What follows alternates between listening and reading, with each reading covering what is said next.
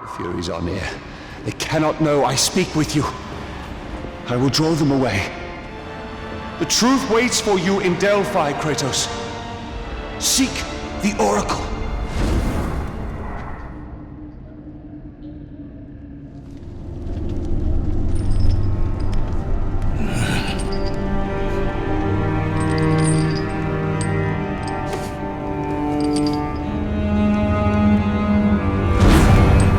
Your mind is troubled.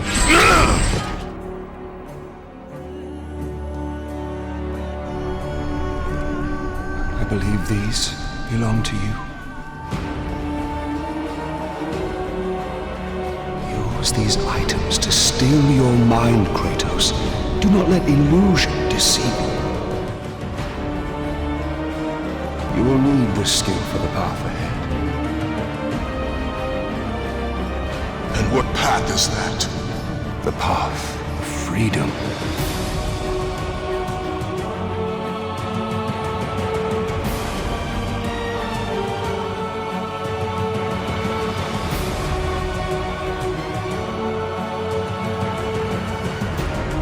Freedom from the Furies who relentlessly hunt you in the name of Ares, and ultimately, freedom from your bond to the god of war himself.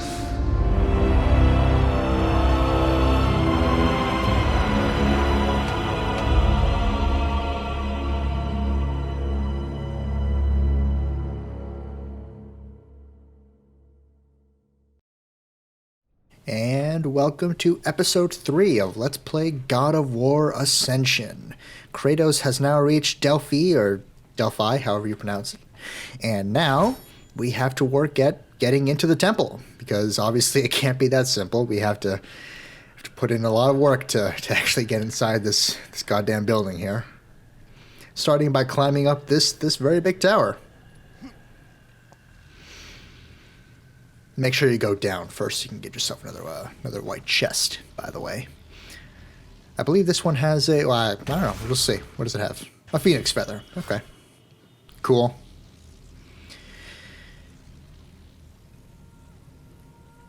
This game, as I mentioned before, doesn't really do that many big epic set pieces. Arguably, this whole segment here, this whole getting into the temple, is a big set piece. But it's a very different kind of set piece. It's very quiet, and now we're going to get journal entries from the Secret of the Oracle. Oh, I think we'll actually meet this guy towards the end of this video here, the Secret of the Oracle, who he is and his unfortunate fate. Every single section of the world that we visit is going to have different notes from different individuals. So in the beginning we had the Scrap of Hecatoncheires, then we had the villagers of Kira, now we have the Secret of the Oracle. Yeah, it's interesting. And again, arguably this whole segment here is a big set piece, but we'll get into that, because now we have these baby manticores, I believe. These are very annoying. You just have to keep grabbing them and throwing them, and eventually you'll weaken them enough with those grabs that Kratos will be able to cut off their tail and just kill them immediately. There's another white chest back here, so make sure you grab that as well. Arguably, this whole segment here is another big set piece, but it's a different kind of set piece. It's a very quiet kind of set piece. There's not big action moments that happen during it. Not really. I mean, we have this here, this whole introductory that introduces that we're at the Tower of Delphi, and there's the temple we want to actually get into.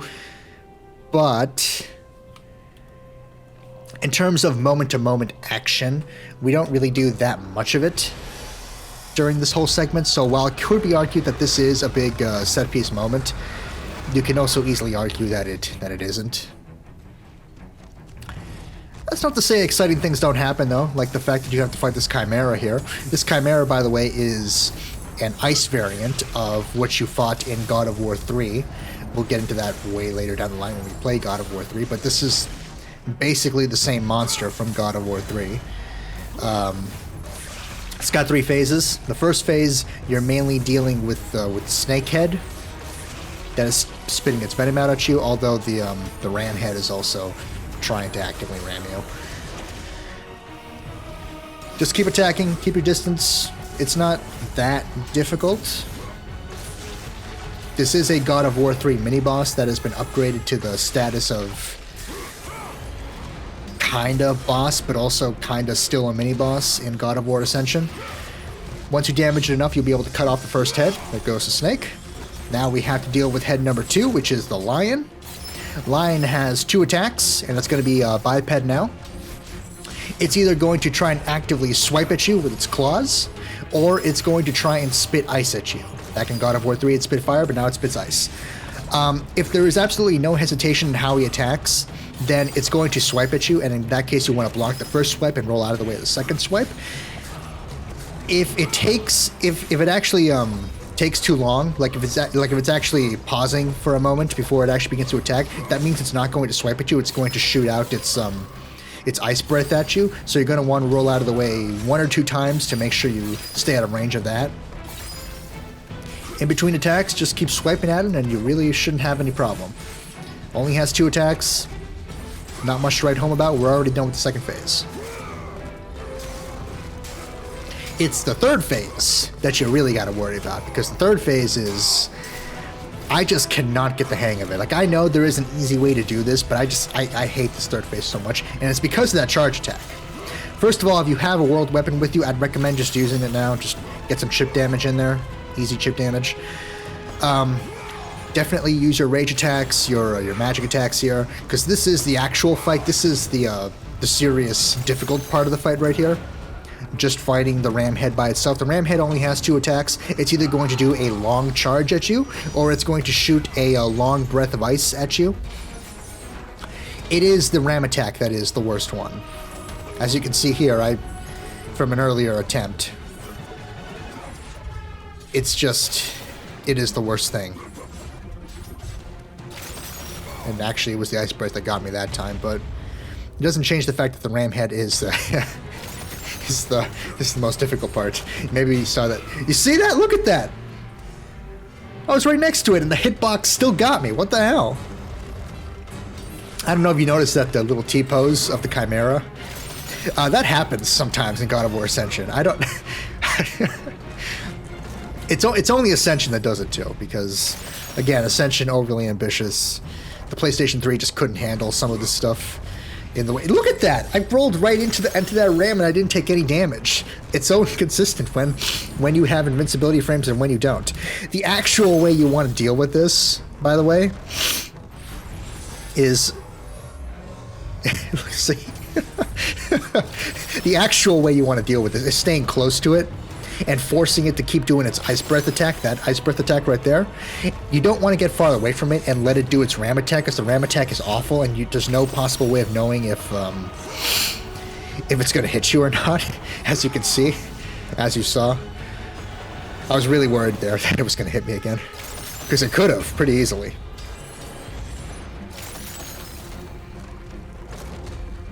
So I'm not a fan of the Chimera fight. I'm not a fan of its placement in the game. I'm not a fan of how it just reuses the God of War 3 fight. I'm not a fan of how inconsistent that ram attack is, or how close I was to dying again. Eventually, you'll do enough damage, you'll rip off a horn, and you'll go ahead and just finish this thing off. So, good riddance to that stupid Chimera. It's the only time you fight it in this game, so, you know, don't worry too much about it.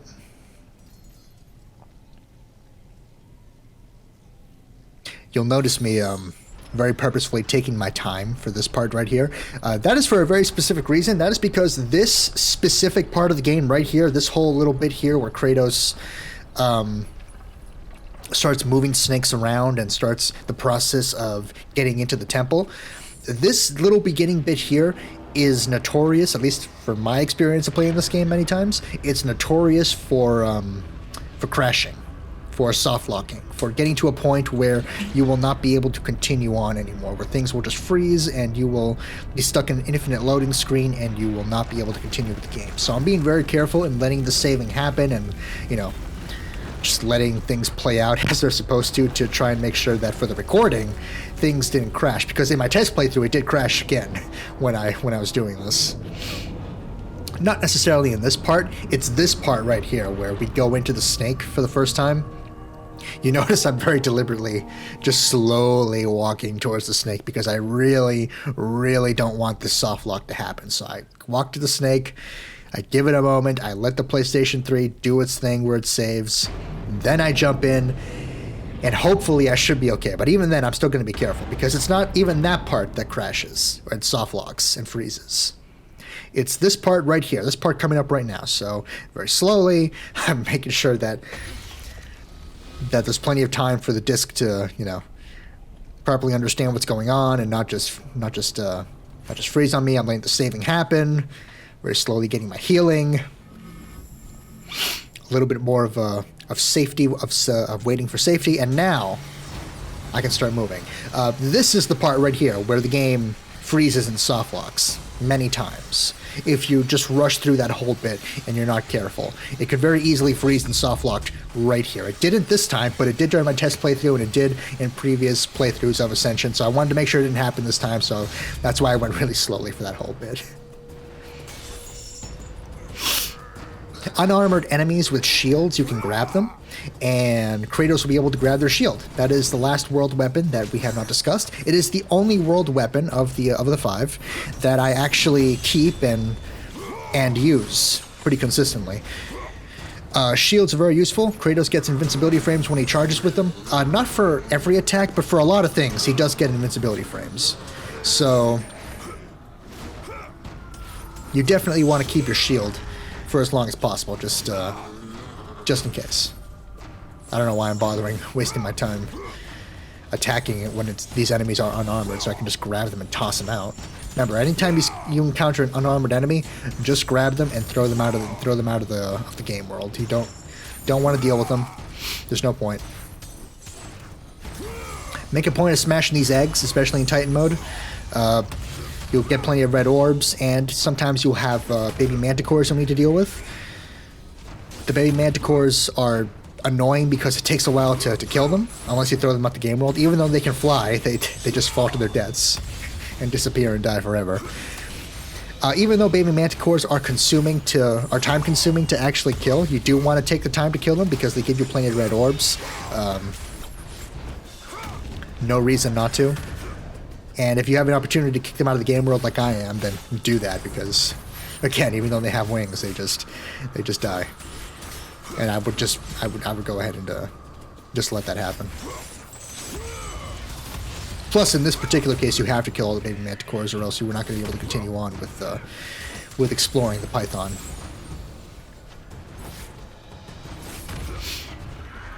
The whole point of this, by the way, you may have noticed at the end of the last episode that with the first Python we rode all the way to the Tower of Delphi, grabbed a lever mechanism and started activating the electricity within the tower. We have to do that with all 3 snakes in order to actually get the temple to appear before us and allow us entry. Otherwise, we're not going to be able to ever get into that temple. So that's what we're doing right now. We're trying to get these snakes moving to gain entry into the temple. There's a not-so-hidden red chest you can go ahead and grab right there. And I believe here... No, it's not this one. It's the next opportunity, the next snake, where you'll be able to run toward the camera and discover some secret chests. Remember, always be exploring in God of War. Even though these games are very linear, you always want to check every single nook and cranny because you never know what you're going to find there. In these past couple of cases, I haven't found anything, but as you'll see right now, we're supposed to go forward, but if you run backwards toward the camera, where it doesn't show you, look at that. White chest, red chest. Always be exploring in God of War. ABE. You never know what you're going to find. Despite these games being so linear, every nook and cranny could potentially have something for you, so there's nothing back here. But there was there, so always make that a priority to check things in areas where you're not supposed to be. Now I believe we're about to get our next element, correct? Yeah, there's Zeus, so. For those who have eyes to see, I offer the lightning of Zeus. Chapter 7 was the Tower of Delphi. This is Chapter 8, the Python's Belly, and we get our third element. This one is pretty useful. It's not as useful as Fire of Ares. Nothing is as useful as Fire of Ares. But I am going to take the time to invest and make sure that I get the Lightning of Zeus, which is what this is, up to level 3. Up to level 3 in the pause menu. Upgrade up to level 3 to get the magic attack for this, and to get some more combos for this, because in these one of the reasons why Ascension is pretty difficult to get into is because the elements, you're locked out of doing certain combos with the elements unless you level them up. So you can still do basic Blade of Chaos combos, but if you want to do like special spin attacks or things that actually imbue the electricity without needing a full rage bar, then you have to upgrade the electricity. You have to upgrade the ice. You have to upgrade the other final element that we haven't unlocked yet and won't unlock till the next video to actually be able to do that kind of stuff. You're very limited to what you can do with these elements when you first get them, which is very, very unfortunate. Here's the magic attack for the actual electricity. I don't think I actually used this during the main playthrough. I might, but... And here's L1 square attack, and that's the L1 triangle attack, and that little orb was the L1 square attack. Just other things you can do with that element, just like I showed with the Acid Poseidon, because compared to the Fire of Ares, I won't be using the electricity that much. I will be using it sometimes because, as you can see in here, it is pretty useful. It does do some stack damage with the electricity that you can rain down on enemies, and it does cover a pretty decent little area.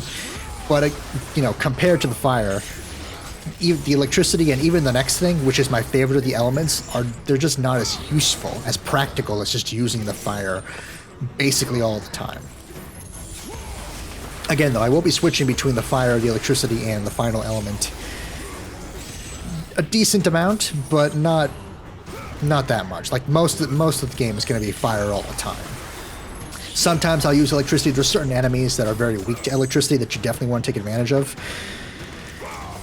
But most of the time it's just going to be fire all the livelong day, if I can help it, which I can, so I'm choosing to just use the fire. Electricity is very useful for getting large combos, though. There is a trophy in this game for getting a 1,000 hit combo, which seems insane because even though I was doing pretty well earlier there, my combo was only barely hitting 150. Like, how are you supposed to get 1,000? There is a special area in this game where you can use the Lightning of Zeus and get a 1,000 hit combo. We'll get to that when we get to it, because that's not for a while. It's like episode 8, I think. But there is an area where we can get a 1,000 hit combo and get that particular trophy, and you have to use the Lightning of Zeus to do that, because Lightning of Zeus is very useful for getting big combos and landing lots of hits. As you can see, I do invest some of my orbs in upgrading the Lightning of Zeus. Not yet, but I will be soon. I believe I'm saving up for the next level of Blades of Chaos first. In fact, I'm pretty sure I'm going to upgrade the blades now after I open these. Maybe. Or it might be later. I don't know. I know at some point I make the choice to invest in my blades, and then I invest in my magic. So the way this is going to work is the Fire of Ares I'm going to upgrade all the way. The Blades of Chaos I'm going to upgrade all the way, and the Ice of Poseidon I'm never going to touch. The other two elements, the electricity and the other element that we haven't gotten yet, I'm only going to upgrade to level 3, which I believe is high enough to get the rage attack. The L3 R3 attack. You have to, I believe I erroneously said in the last video that you have to be at level 3 to get the R2 magic attack. That's not true. You actually have to upgrade the magic all the way to the final level, to level 5, to get its R2 magic attack, which is stupid. That this game locks so much magic behind a lot of red orbs, and just makes it so that you never want to use anything that isn't the Fire of Ares. So I'm not a fan of that. It's another reason. That's the reason. That's the correct reason for why I'm not a fan of the magic in this game. They just lock everything behind so many red orbs that you have to invest in all the other magic in order to be able to use it. But I do make sure that I upgrade the Lightning of Zeus and the the next element that we get in the next video, to level 3, so I can do the L3R3 rage attack with them, because the L3R3 rage attack for the Lightning of Zeus and for the other element are very useful. I don't touch the Ascent Poseidon at all, and the Fire of Ares already gives me its rage attack and its magic attack, so I'm just going to upgrade to level 3 to make sure that I can do more damage and that I have access to the L1 square and L1 triangle attacks, which I don't use that often, but, you know, just to have them.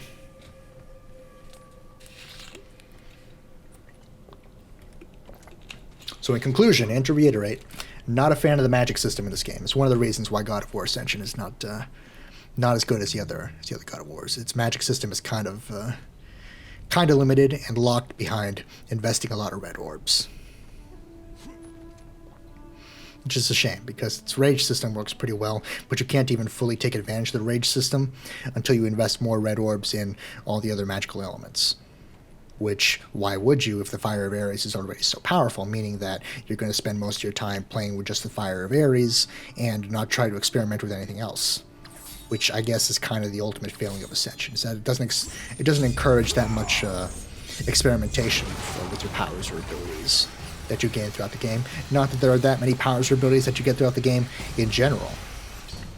In other God of Wars, we'll see that Kratos doesn't just rely on his Blades of Chaos, he gets a whole bunch of a different array of weapons all the time.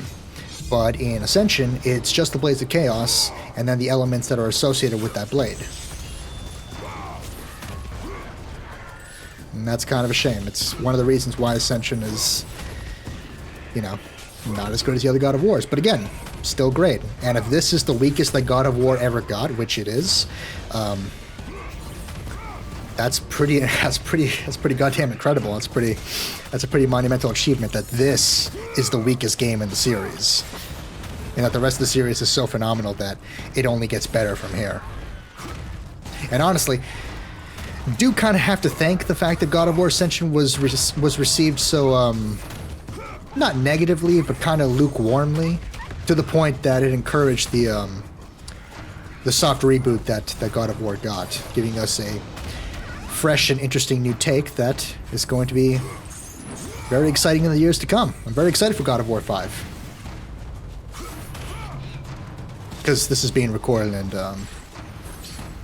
edited and everything when Ragnarok was just announced, like a few weeks ago. So, very exciting that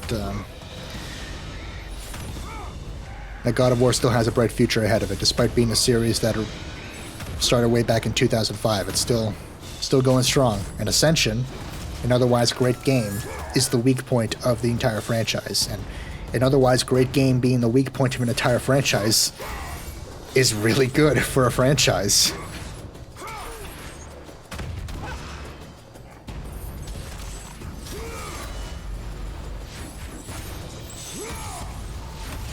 I have been sitting on this footage for so long. Like, I had actually recorded this, when is this going to be uploaded? This is probably going to be uploaded in, like, what, February of 2021, probably, depending. This was recorded way back in, like, July, August of 2020. I've been sitting on this footage for so long that it is a treat to get to see it all again. Because again, I do like Ascension as a game. It's very good. And here you can see that I am investing my red orbs first and upgrading my Blades of Chaos to level 3. Just so we can start doing some triangle combos and the like. Yeah, I've been sitting on this footage for a long time. I'm very excited to finally get this out there and start God of War officially on the channel. Not that I'm not going to go back to Mega Man, but I did mention quite a few times during Mega Man that after I was finished with the classic series that I was going to do other stuff before moving on to the X series. And this is the other stuff. I'm doing God of War. And maybe one other thing? Maybe, but I don't know. Probably not. Probably just God of War. This is already going to take long enough, so probably just God of War before I move on to the X series.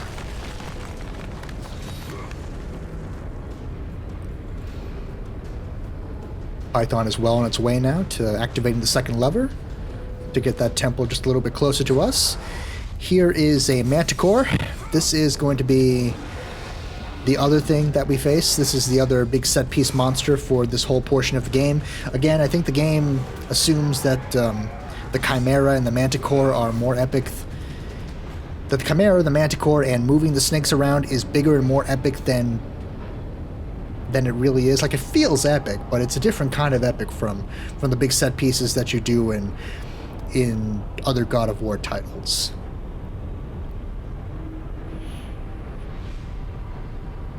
I don't know how best to describe it. It's quiet. I mean, I guess it's just the moment-to-moment gameplay. It doesn't match up with the epicness that we're getting with moving the snakes in place to activate the temple. I guess that's the reason why this doesn't feel as epic as other big epic set pieces moment. Like even the beginning of the game, moment to moment gameplay when you were riding on the Hecatocaries was really, really excellent compared to the moment to moment gameplay where you're just exploring these snakes and trying to make your way through them.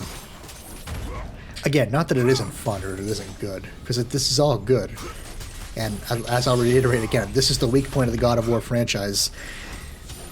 This is a hell of a franchise. If this otherwise great game with a lot of great qualities is the weak point. But yeah, it's just that the moment-to-moment gameplay of Ascension in these big set-piece environments don't feel quite as spectacular as they would in another God of War game. And part of that is just the fact that canonically, this is so early on in the. This is pretty cool. I have come from the land of the Pharaoh. That's a nice little nod to the fact that God of War 3 was originally supposed to be a multi-mythology thing, where Kratos is going to be taking on gods from other mythologies, including Egyptian mythology. And it's a nice nod in hindsight to the fact that there were rumors and talks going around that the soft reboot for God of War would have been an Egyptian setting rather than a Norse setting. So it's just nice to have that little nod there, the fact that the Seeker, a guy who we will be meeting later on, is apparently from Egypt. So that's pretty cool.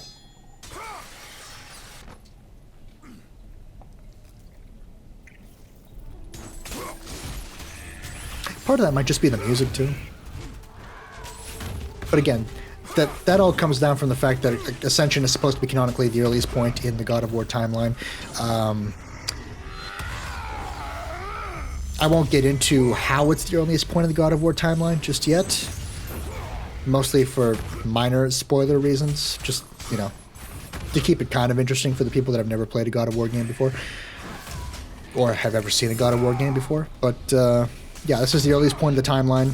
That's why I chose this first. Technically, the Rise of the Warrior webcomic takes place even before the beginning of Ascension, but Rise of the Warrior doesn't even star Kratos. It stars one of the characters in this game, which is the reason why it's covered, but, doesn't even star Kratos, so I'm not going to mention too much about it. Now I'm going to invest some of my red orbs into the Lightning of Zeus.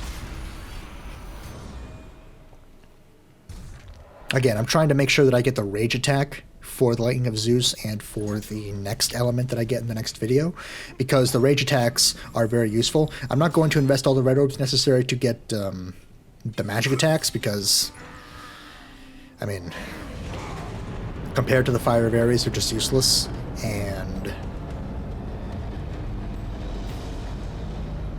compared to the Fire of Ares, why would you want to invest all those red orbs, especially in Titan mode where you get so few red orbs as compared to lower difficulties, which again, it's a thing we'll get into in a much later video. But when you have so few red orbs to work with, we're in Chapter 9, by the way, Ice Caverns. When you have so few red orbs to work with, and some overall fun but useless attacks are locked out with the red orbs, why would you invest the red orbs to try and get them, to try to unlock them and experiment with them? That's why I showed little clips of another playthrough where I do show off the magic attacks, just so you can see what they do and what they're supposed to be like, so you don't miss out on the experience of knowing what Lightning of Zeus's magic attack is, or Ice of Poseidon's magic attack is, or the next magic attack is going to be. Ice Caverns is part survival, part boss battle. So the first half of this chapter is all about riding the snake and taking on enemies and surviving long enough to get to the next moment of the set piece as you ride the snake back towards the Tower of Delphi. And the second half is going to be a boss battle. Kind of. Boss battle, kind of mini-boss battle. I don't know. Point is, this first part is difficult. Because all the enemies are armored. You can't just grab them and throw them. Even though there's going to be sections similar to this later on where they are going to give you enemies that you can just grab and throw. The enemies all hurt a ton. You can't grab them and throw them. You have to parry them. The camera makes it kind of difficult to see where Kratos is and where the enemies are. It's a very difficult section. Here we have some of Megara's parasites. These are the ice elementals. They can freeze other ones. They can freeze anything they come in contact with, as opposed to the fire ones, which just created a big fiery explosion. Not much to write home about, since you don't actually fight these things in tandem with satyrs, I don't think, so you can't really throw them at satyrs to freeze them and get yourself an advantage that way. I mean, we're already done with the parasites. There's no more parasites to deal with, so not much to write home about there.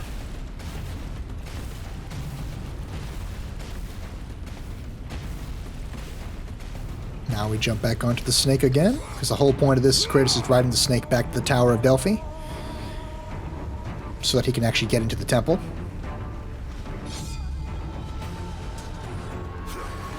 Because these pythons have all been locked away. I believe by the guy in charge of the temple now, the guy that we'll meet next episode and the episode after that. I believe that guy's in charge of locking the pythons away to just try to ensure that people don't get in there anymore. Which is part of a larger conspiracy that we'll get into later.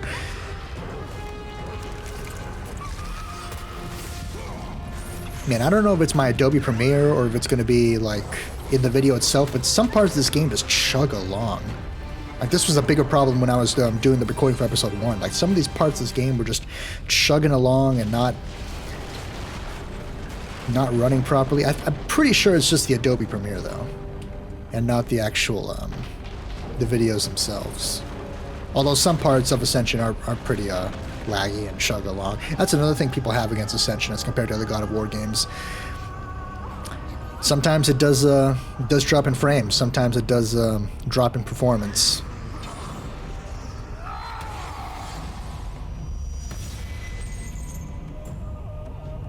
But overall, it's not that bad. This section right here is really, really difficult because you can't see yourself that well. I make the mistake of not blocking a lot of these attacks. You should, because you can block basically all of these attacks right here. And if I really wanted to, I could have just stayed and just blocked these attacks, but I didn't. I tried to be fancy and do some attacking, but that resulted in my second death of the video. Thankfully, that is the second and last time that I die in this particular video, so that's cool. Even the next boss doesn't give me that much trouble, which just goes to show you how annoying the camera could sometimes be with God of War.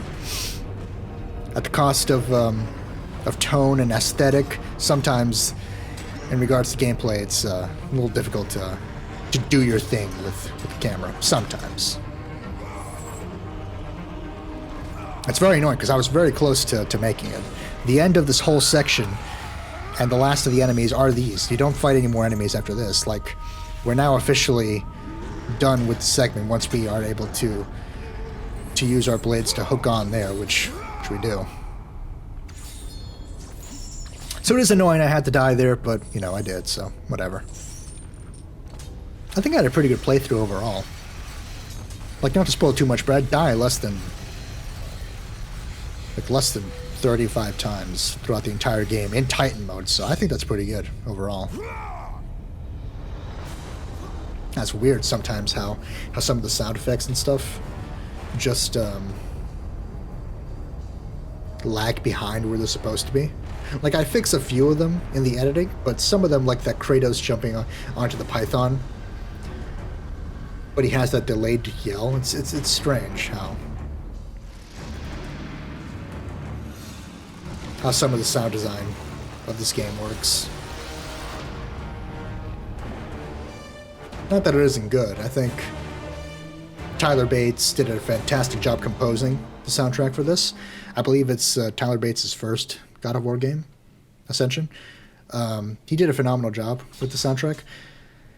It's just some of the sound editing that's kind of strange, and it's probably a lot to have to do with the PlayStation 3, the fact that I'm playing the original PlayStation 3 version, because I'm pretty sure that these problems don't happen in the PlayStation Now version. If you actually get a subscription to PlayStation Now and play this game on a PS4 or a PS5 or a PS4 Pro, you probably don't have that issue. Here is our third artifact, the Oracle Seeker's Offering. You can't actually use any of these artifacts all have like effects and stuff, but they're all for New Game Plus, so you don't have to worry about them right now. But in New Game Plus, you can actually use this stuff to give you advantages or disadvantages to make the game more fun or more challenging for yourself. That's the thing we'll cover in the extras video, by the way. Specifically, all the artifacts. Right now I'm showing you where they are, but we can't actually do anything with them in a regular playthrough. Make sure you heal up, because we are coming up to a boss fight right now.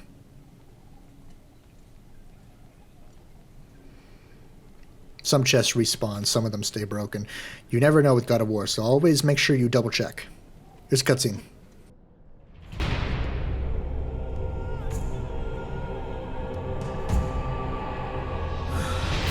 The offerings will please the Oracle this time. I know it. No, no, my gifts. She must have them all.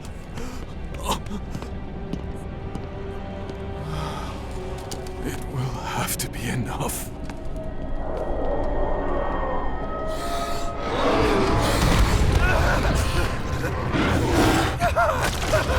No! Help me! Someone please help me!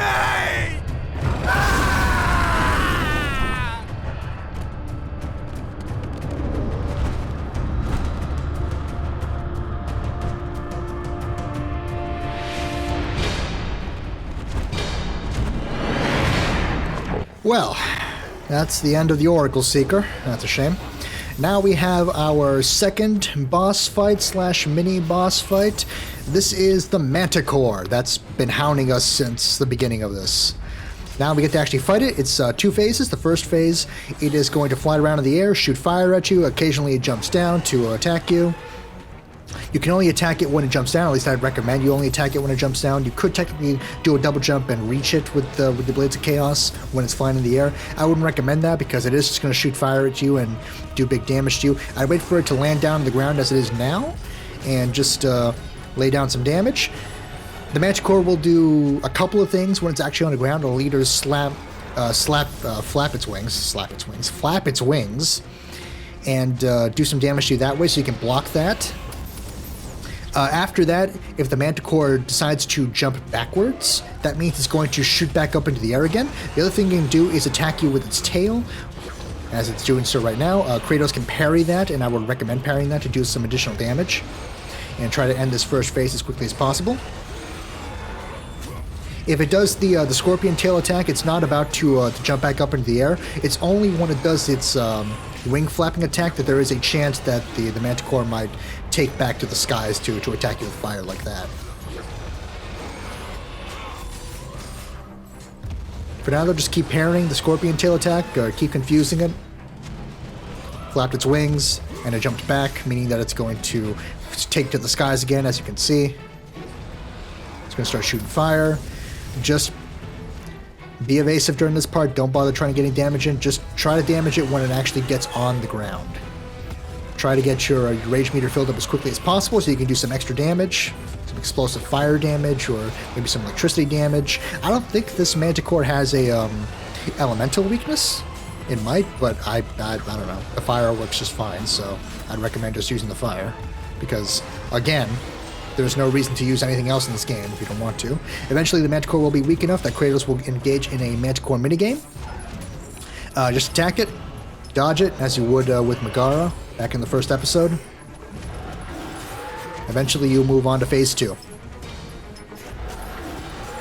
Now, I struggled to call this thing a boss or a mini-boss because you fight another one later. That's basically just the second phase of the Manticore fight, specifically this second phase of the Manticore fight, where it doesn't fly anymore because you have cut off one of its wings. So yeah, I don't know to classify this as a boss or a mini-boss. Regardless, in Phase 2, the Manticore is on the ground all the time, but don't think that means that it's easier. The Manticore is capable of breathing fire that you cannot block and have to roll out of the way of. It's capable of hatching Manticore babies on the fly. 2 Manticore babies. Take advantage of Ascension's camera thing that I was talking about in episode 2. The fact that if an enemy is not on camera, then it's not going to actually attack you. Take advantage of that and make sure the Manticore is off camera so you can focus on just the Manticore babies and then focus on the Manticore itself. Again, the fire attack you can't block, just roll out of the way of that. Everything else can be blocked, but it does knock Kratos back unless you parry it. Like that, you see. But it's not that devastating, it's not that difficult to deal with. Overall, compared to the third phase of the Chimera, the entire Manticore fight, both phases, is really easy. Just hatch yourself 2 more babies. Take advantage of the camera thing and of the unique Manticore thing, where if you're not close to the Manticore is not going to try to attack you. So it's not just the camera thing of the enemy not being on camera and thus not attacking you. If Kratos is not close to the Manticore when the babies are out, then it's not going to actually bother trying to attack you.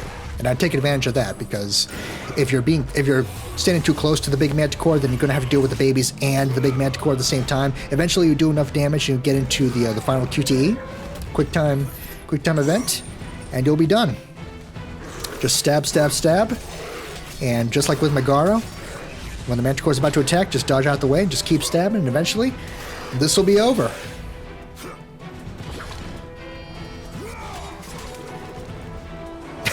Jesus, that is so cool. And gory.